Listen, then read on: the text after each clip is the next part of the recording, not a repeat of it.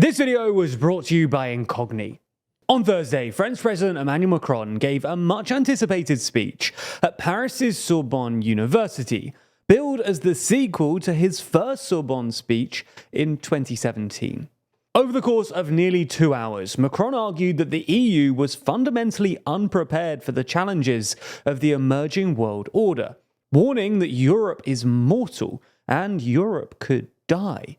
So in this video, we're going to take a look at what Macron actually said in his second Sorbonne speech, his new plans for Europe, and how this might affect the Franco-German relationship and the upcoming race for European Commissioner.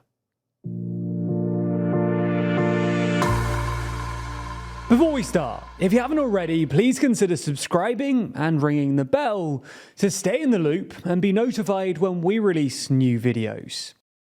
So let's get straight into it. As we see it, the overarching theme to Macron's speech was European sovereignty, which, when Macron talks about it, is basically another way of talking about European strategic autonomy. For context, Macron has been loudly advocating for European strategic autonomy ever since he came into office in 2017, which is basically advancing Europe's ability to independently pursue its own interests by A, reducing its dependence on America, and B, transforming the EU from a bureaucracy into an active geopolitical agent. Anyway, true to form, Macron basically spent the first half hour of the speech doing a rhetorical victory lap, saying that everyone mocks strategic autonomy for being, well, a bit French when he first started talking about it in 2017, but it's since become common parlance in European politics, and now there's a pretty broad consensus in favour of the idea, albeit with some intra-European disagreements on the specifics. Nonetheless, Macron warned that while Europe has made pretty considerable progress on strategic autonomy, it hasn't yet done enough to guarantee its sovereignty in this increasingly hostile global environment. And if further progress isn't made, then, quote, Europe today is mortal. She could die. And this was the overarching theme of the speech. While we've made some progress on European sovereignty/strategic autonomy, we still need to do more. Now, having issued his totemic warning, Macron then went on to outline some of the reforms or policies that he believes could better protect Europe's sovereignty. Now, this speech was ridiculously long, so we're not going to get into everything he said, but as we see it, there are basically 6 ideas worth mentioning. The first is ditching America. Now, the French political class have always been wary of Europe's dependence on America, and Macron himself has long called for more distance between the EU and US. However, this speech included perhaps Macron's most explicit criticisms of the US and the transatlantic relationship so far, saying that Europe had to show the world that it wasn't an American lapdog, and going on to say that the US only has 2 priorities, itself and China. Instead, Macron called on Europe to become a puissance d'équilibre, which roughly translates to a balancing power, sitting somewhere between America and China. Secondly, Macron attacked European bureaucracy. Now, this isn't a new idea either, but Macron reiterated that the EU is overburdened by its bureaucracy and needs to become more geopolitically agile. Interestingly, Macron blamed the spate of farmers' protests that we've recently seen across Europe not on green policies, but rather on excessive European bureaucracy, and actually called for the EU to double down on its Green New Deal. Now, this could be seen as a nod to Italian Prime Minister Giorgia Meloni, who's long been a vocal critic of Europe's bureaucracy. Thirdly, Macron argued that faced with rising protectionism and massive subsidy programs in China and America, the EU needs to loosen its state aid rules to allow governments to do more to protect their own domestic industries. In his speech, Macron listed 5 critical sectors: AI, quantum computing, space, energy, and agri-tech, and tacitly called for more European debt sharing via a so-called prosperity pact in order to protect these strategic industries such as defense and AI. Now, this all sounds very similar to the sorts of things we've heard before from former ECB Governor Mario Draghi, who's given a series of speeches recently ahead of his upcoming report on the EU's competitiveness crisis, expected to be published in June. So it seems that the two are in agreement. Fourthly, Macron rejected plans advanced by several right-wing European governments and the UK to offshore their asylum processing, on the ground that it would, quote, create a geopolitics of cynicism and create new dependencies on these third countries, thereby undermining European sovereignty.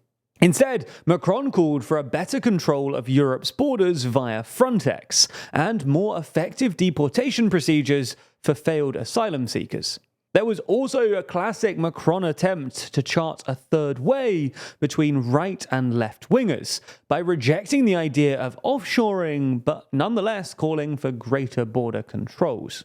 Fifthly, Macron argued for greater investment in nuclear power, which he argued would help Europe to decarbonize its energy supply, and called for, quote, consolidation of the European Nuclear Alliance, a French-led bloc of 12 pro-nuclear European countries. Now, this all folds into a wider debate within the EU about the extent to which the bloc should rely on nuclear power for the green transition, with the pro-nuclear countries led by France and the nuclear skeptic countries led by Germany, who closed down their remaining nuclear reactors just last year. Now, the sixth and final idea worth mentioning is monetary policy. In short, Macron said that Europe, or rather the European Central Bank, can no longer have a monetary policy that is solely focused on maintaining price stability, i.e., keeping inflation at 2%. Now, Macron didn't give many details on how he thought monetary policy should be expanded, but floated the idea of incorporating a growth target or a decarbonization target in the ECB's remit too. Now, this might sound boring or technical, but if this were to happen, it would actually be pretty massive news. And that's because in the 90s, the West basically depoliticized monetary policy, handing it over to technocratic central bankers whose only job was to keep inflation at 2%. Since the 2008 financial crisis, however, central banks' effective remit has steadily expanded, and politicians have started taking an interest in monetary policy once again. So if monetary policy were to be fully repoliticized in Europe, this would be massive for both its politics and its economy. So that's what was in Macron's speech. But before we finish up, a bit on the politics. At the domestic level, while Macron's aides insisted that this wasn't a campaign speech, he did take an implicit swipe at Le Pen towards the end of the speech, when he criticized Europhobic politicians who say that they will remain within the EU but disobey the rules, which Macron said was like saying that you should keep the building but let it fall down. He was also probably hoping to remind the French electorate of his international stature ahead of the European elections, where polling currently has his centrist alliance roughly 15 points behind Le Pen's right-wing bloc. Well, at the European level, Macron's speech included a whole lot of stuff that won't go down well with either Germany or the incumbent commissioner, Ursula von der Leyen. And his apparent nod to Mario Draghi has fueled speculation that, with Italian support, France is planning for a surprise Draghi candidacy for the European Commission president elections coming this June, both of which would be pretty huge revelations. While you've been watching this video, you might not have realized that shady forces in the background are trying to collect your personal data from various sites, bundle it together, and sell it to a third party. These data brokers can then sell your information to anyone, from a company to an online criminal. Now, you might assume that you're always safe online. Perhaps you regularly change your password, or even unsubscribe from those annoying email newsletters that you never even remember signing up for. But unfortunately, this doesn't always save you. Companies that hold your data can still fall victim to a data breach, meaning that these data brokers can still compile all of your information and sell it on to others. The good news is that you have a right to protect your privacy and request that data brokers delete your personal information. But the bad news is that it would take you years to do it manually. And even then, you'd need to repeat this process every few months as data brokers continue collecting your data. Luckily though, this is where our sponsor Incogni comes in. Incogni reaches out to those data brokers on your behalf, requests that your data is removed, and deals with any problems that might arise. Even more, Incogni is persistent and will put in multiple data removal requests even after your data has been removed to ensure that it doesn't go back on the market.